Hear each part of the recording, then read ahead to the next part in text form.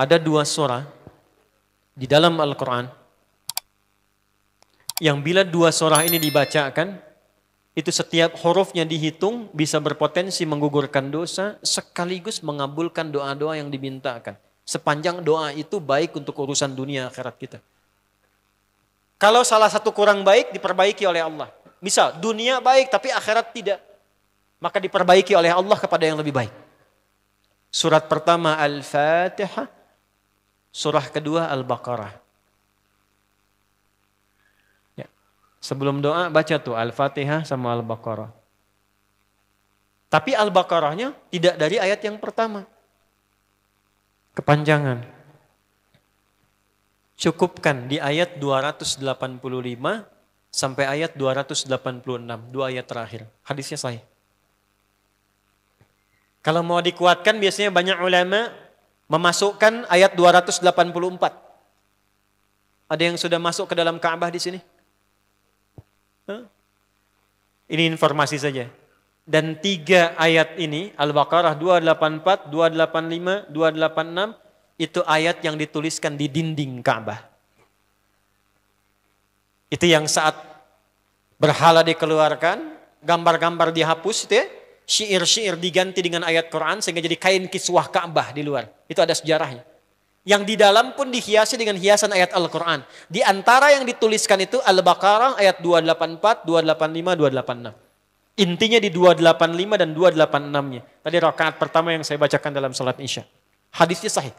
Itu spesial malaikat Jibril turun kepada Nabi Muhammad SAW mengabarkan kabar gembira siapa yang membiasakan membaca Al-Fatihah. Ya, kemudian 2 ayat terakhir di Al-Baqarah dari amanar rasulu sampai fangsurna 'alal qaumil kafirin, tidaklah dia membacakan itu kecuali setiap hurufnya dijaminkan mengabulkan doa-doa yang dia mohonkan sepanjang benar doanya dan tidak diselimuti maksiat. Ini maaf ya. Ini saya minta maaf dulu nih. Kalaupun Anda benar doanya khusyuk sampai nangis, tapi ada selimut maksiat dalam permohonan doa itu pengabulannya mental lagi. Hadisnya sahih. Nabi mengisahkan seorang lelaki menempuh perjalanan jauh. Awas, menempuh perjalanan panjang untuk ketaatan itu mempercepat doa dikabulkan 2 kali lipat dibanding orang biasa. Makanya kalau ada orang mau ke Mekah umrah, mau haji, titip doa. Ada yang mau beasiswa ke Madinah, ke Mekah, ke Al-Azhar, ke Mesir, titip doa.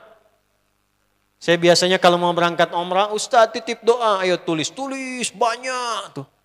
Enggak saya baca. Saya simpen aja, ntar dekat Ka'bah, ya Allah engkau maha mengetahui. Ya. Mohon kabulkan semua doa-doa ya dari teman-teman jamaah yang dititipkan dalam kertas yang telah mereka tuliskan itu. Simple Pak, daripada capek kita bacakan satu-satu. Dan alhamdulillah biasanya ya insya Allah terkabul. Insya Allah. Itu perjalanan jauh. Nah orang ini menempuh perjalanan untuk sekedar berdoa. Safar. Ya, safar yang baik. Kemudian yang kedua, yamuddu yadaihi ilas sama. Dia mengangkat tangannya ke langit. Ini saya tidak bermaksud mengajarkan ya. Cuma menunjukkan prakteknya begini nih. Ada yang bisa bantu saya nggak? 1 orang maju. Nah ini ya. Ini tangan. Lihat. Telapak 2 ya. Berdoa itu sesuai porsinya. Dan ikuti caranya Nabi. Kalau doanya formal dalam sholat dan diikat dengan gerakan, jangan kreatif. Ikuti seperti Nabi yang contohkan. Misal dalam sholat, Sallu kama ra'aitumuni usolli. Sholatlah seperti kalian melihat aku sholat. Nanti ada 3 posisi atau sampai 4 posisi dalam sholat yang mempercepat terkabulnya doa. Posisi puncaknya sujud. Hadisnya sahih. Inna ma aqrabal abdi min rabbihi wa huwa sajidun fa aktsirud doa. Keadaan terdekat antara hamba dengan Rabbnya adalah saat sujud. Maka perbanyak doa saat sujud. Tangannya posisi sujud begini, menempel. Jadi nggak usah begini. Oke, begini. Nah ini di luar sholat. Di luar sholat kalau berdoa tangan begini. Lihat baik-baik ya. Ini kitabnya agak banyak, bahasanya panjang. Saya berikan yang simpelnya saja ya. Baik. Ini kan teman-teman telapak yang kanan, yang kiri ya. Padukan begini. Ya. Lalu setiap Anda kan pasti punya garis yang kanan dengan garis yang kiri. Ada kan? Itu membentuk keseimbangan. Awas, ini bukan ilmu otak-atik ya. Ini ada sanadnya nih. Pertemukan dua garis itu sehingga seimbang tangan ini. Tuh. Ini masalah sederhana tapi poinnya penting sekali. Sudah? Cara yang pertama begini. Ini di luar salat dan bukan dalam posisi saat istisqa, saat minta hujan. Begini. Sudah? Pertemukan. Lalu letakkan sejajar dengan dada di sini. Ya. Jadi kalau dada itu, ini posisinya. Ini nahar di sini. Ini ada rongga dari bagian atas dengan perut, ada rongga kosong. Nah ini yang disebut dengan sodrun di sini. Ya, kalau kita meletakkan telapak tangan saat sholat begini, letaknya di sini. Yang ini perut, yang ini nahar. Doa itu di sini. Jelas? Semakin kita memohon dengan lebih sangat, naikkan sedikit begini. Sudah? Kalau istisqa, minta hujan, agak lebih tinggi ke atas. Nah ini cara mengangkat yang standar di sini untuk memohon. Jelas? Oke, jazakallah khair. Nah ini orang ini dia mengangkat tangannya. Jadi melakukan perjalanan jauh, mengangkat tangannya, ya muddu yadaihi ilas sama. Orang yang berdoa dengan mengangkat tangan itu dijawab doanya oleh Allah lewat keterangan Nabi SAW. Itu bisa kamakala 2 kali lebih cepat dibandingkan dengan orang yang tidak mengangkat tangan saat berdoa. Jadi Anda cuma sekedar doa dengan mengangkat begini, itu lebih cepat potensi dijawabnya dengan mengangkat doa.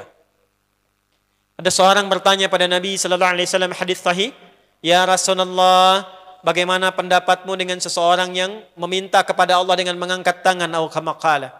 Lalu Nabi mengonfirmasi bertanya balik, bagaimana kalau ada seseorang memohon kepada Anda dengan mengangkat tangannya?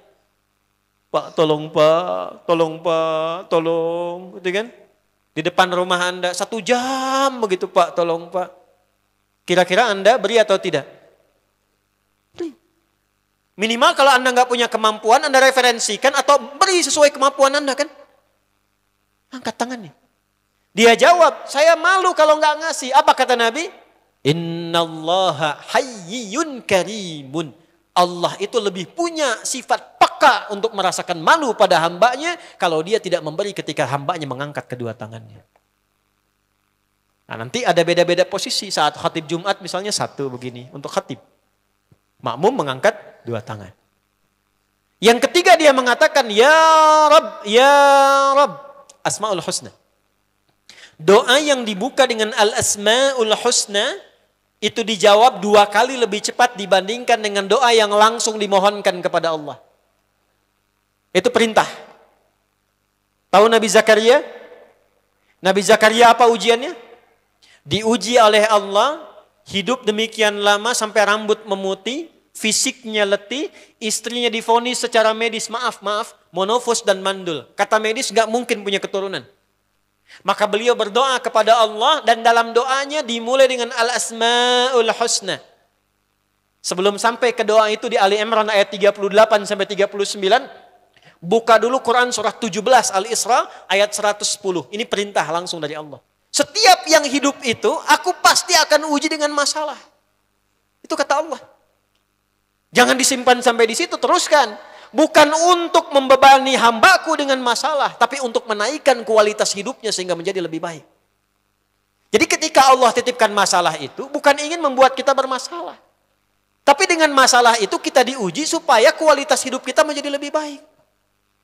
Ini Anda yang kuliah di UPI di sini, ada ujian nggak? Ada. Untuk apa ujian itu diadakan? Supaya bisa melihat kualitas peningkatan ilmu Anda dari masuk sampai naik tingkat. Kalau nggak ada ujian, nggak kelihatan kualitasnya bertambah. Logikanya begitu. Dan tidak mungkin Allah menguji seorang hamba di luar batas kemampuannya. La yukallifullahu nafsan illa. Jadi nggak ada orang yang hidup yang tidak punya masalah. Karena rumusnya mengatakan hidup berbanding lurus dengan masalah. Yang hidup pasti punya masalah. Yang tidak ingin punya masalah, tidak ingin hidup. Karena orang yang tidak hidup, yang hilang masalahnya, selesai hidupnya. Baik. Siapa yang tidak ingin punya masalah? Angkat tangan. Baik. Siapa yang ingin punya masalah? Alhamdulillah.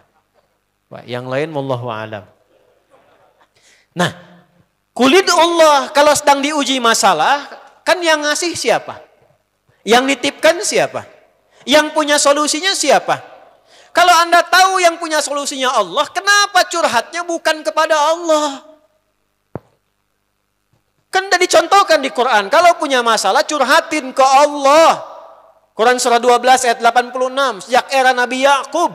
Masalah di rumah tangga, anak bermasalah curhatnya pada siapa? Allah. Innama ashku bathi wa huzni ilallah. Aku tuh kalau punya masalah, sesedih apapun, curhatnya Allah.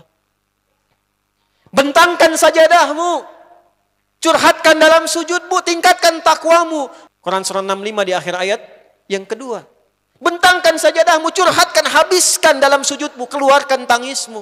Sehingga bebannya jadi ringan. Walaupun solusi belum datang, hatinya sudah tenang. Yang diperintahkan panjangkan sajadahmu, bukan panjangkan statusmu. Kita sudah tahu ayatnya, paham ketentuannya, tapi kenapa prakteknya ditumpahkan di Instagram, di Facebook, bikin vlog di YouTube, hanya untuk curhat saja. Dan ironinya dalam hal yang demikian tahu yang menyelesaikan Allah. Sekarang tambah bonus, aminkan ya. Yang mengaminkan doa ini mudah-mudahan dihilangkan masalahnya. Puguma mana nanti bermasalah kene didinya. Itu gimana kumaha tuh teh? Paham? Curhatkan sama Allah. Nah, bagaimana mintanya? Sebut namanya ya Allah. Awidur Rahman. Kalau kita ingin minta lebih cepat, minta dengan kelembutan Ar-Rahman. Rahman itu bisa disebut namanya ya Rahman, bisa cari cara mintanya yang paling lembut, yang menyentuh. Allah senang dengan kalimat yang menyentuh. Misal ya. Kembali ke Nabi Zakaria tadi. Quran surah 3 ayat 38. Hamba-hambamu itu telah menghukumi aku dan istriku tak akan mungkin punya keturunan. Sedangkan engkau yang maha pemberi tanpa punya batasan. Mereka mengatakan istriku punya keterbatasan. Maka aku memohon kepadamu yang pemberianmu tak ada batasan. Mohon ya Allah anugerahkan keturunan dari sisimu saja ketika mereka mengatakan tidak mungkin itu punya. Sungguh engkau yang maha mendengar doaku ya Allah. Perhatikan, kalau kepada yang maha mendengar saja tidak terkabulkan, mohon tunjukkan kepadaku saat ini dengan cara apa lagi dan kepada siapa lagi aku mesti memohon. Itu dalam banget. Ya Allah, engkau perintahkan aku berikhtiar mencari kerja, aku lakukan. Engkau perintahkan mengeluarkan keringatku dengan cara yang halal, aku kerjakan ya Allah. Engkau perintahkan aku jauhi yang engkau larang, aku lakukan ya Allah. Sekarang aku telah berikhtiar dari sejak keluar, aku telah menunaikan sholat subuh seperti yang engkau maha mengetahuinya. Dan menjelang malam aku mengadukan bahkan di rumahmu ya Allah hanya untuk sesuap nasi bagi istri dan anakku dari yang halal itu. Aku telah melakukan apa yang kau perintahkan. Aku hanya memohon apa yang telah kau janjikan. Kalau dengan semua ikhtiar yang aku kerjakan sampai detik aku bersujud di hadapanmu di rumahmu ini belum kau kabulkan. Mohon tunjukkan kepadaku di malam ini ya Allah. Dengan cara apa lagi mesti aku memohon kepadamu. Minta. Pernah enggak begitu mintanya? Itu Rahman.